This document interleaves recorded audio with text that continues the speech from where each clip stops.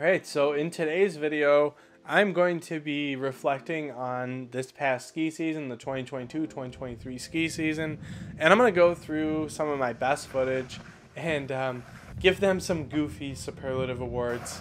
This was inspired by GoPro.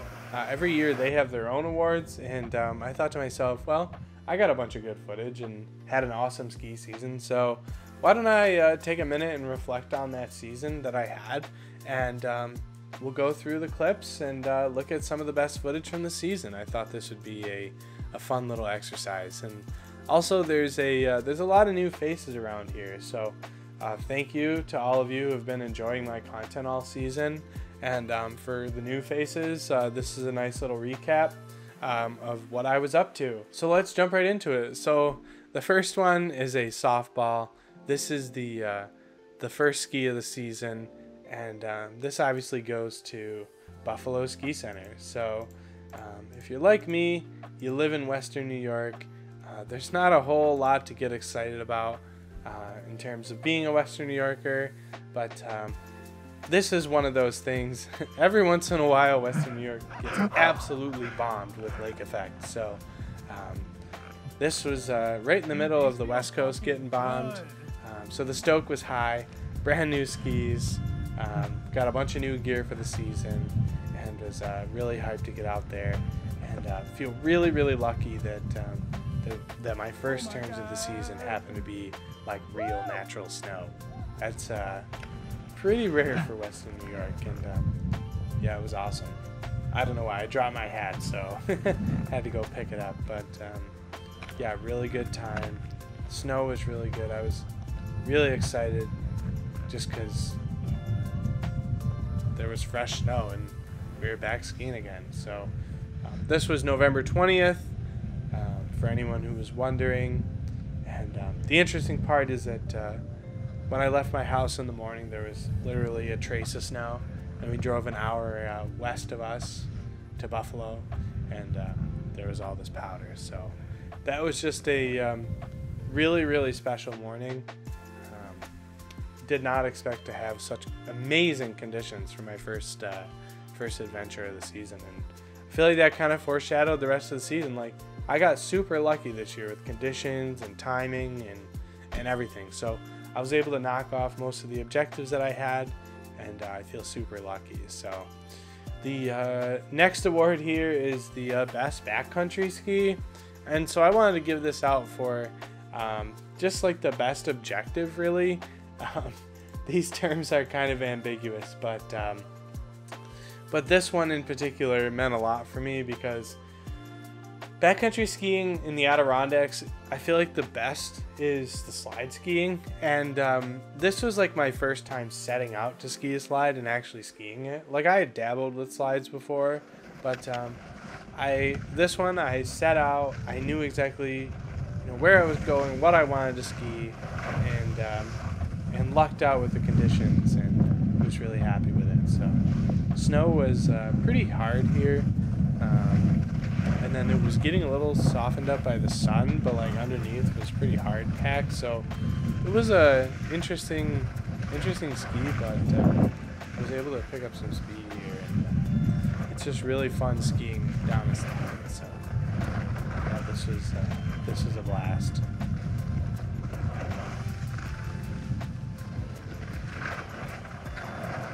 See, there's Lower Wolf Jaw there. Really nice view. Slides are really fun because you find yourself kind of bobbing and weaving through like vegetation and whatnot, and it's a really good experience. It's just like literally a slide path through the woods, and Benny's Brook is a really nice famous one, and it was just super fun to be gliding through the woods. So Benny's gets the best backcountry ski, which is pretty ambiguous, but yeah. The next one is the best adventure, and I feel like this one gets best adventure because normally when you ski the summit of Mansfield, you take the lift and then you hike up through the climbing gully, or you just do it in one day because it's like 3,000 vert or so. But I decided to break this up and stay at Taft Lodge, which is a not very well-known hut, and it's about 500-600 feet from the summit of Mansfield, and we don't really have hut skiing on the East Coast, so I want to make it a fun little adventure by doing an overnight. This way I can kind of like refine my skills for overnight while skiing. I hadn't really done an overnight with skis before, so this was a fun way to make this an adventure. So the best adventure goes to Mount Mansfield, the Profanity Chute. Snow was pretty good. It was like 50-60 degrees out, and the night before only got down to like 35-40, so I was worried about the snow being pretty rotten, but it actually skied pretty well, surprisingly. So yeah, this is Profanity Chute here.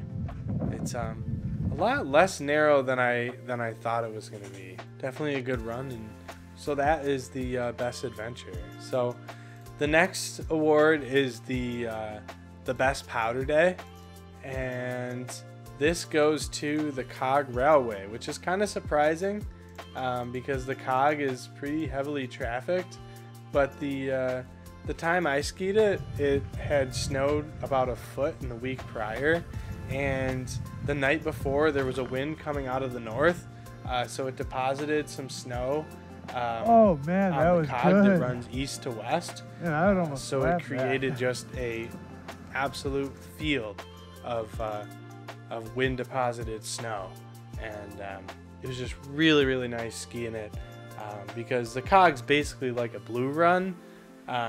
It's not super steep, but yeah, with fresh powder, it was just a blank canvas. Like I never really skied powder like that before, where it was just like a complete open field on like a good size slope.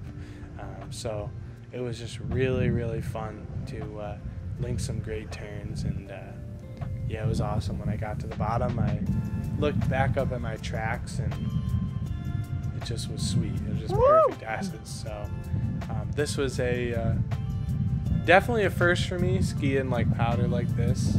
So yeah, this gets the best powder day. So next on our list, we have the biggest bucket list item, and that goes to Wright Gully in Tuckerman's Ravine. Tux is obviously a bucket list item was for me, and it's definitely, I feel like, pretty well known and probably a bucket list item for most East Coast skiers. Some might even call it a rite of passage. But yeah, Tux was awesome.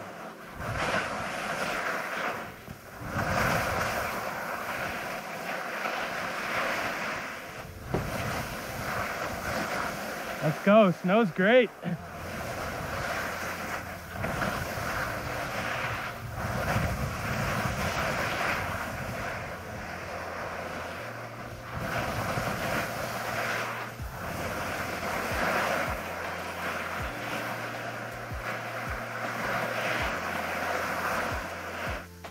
Yeah, it skied pretty good. I was surprised to find that there was bumps there.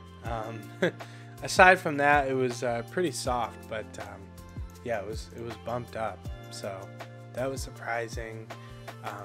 The best resort skiing goes to Heavenly, California. This was a freaking awesome run out here. It had snowed the week prior, and we got there just like 3 or 4 days like after a decent dump. So we weren't really sure what to expect, but luckily the snow had stayed pretty soft and light. It hadn't started to melt at all. So yeah, so we got some amazing powder turns here.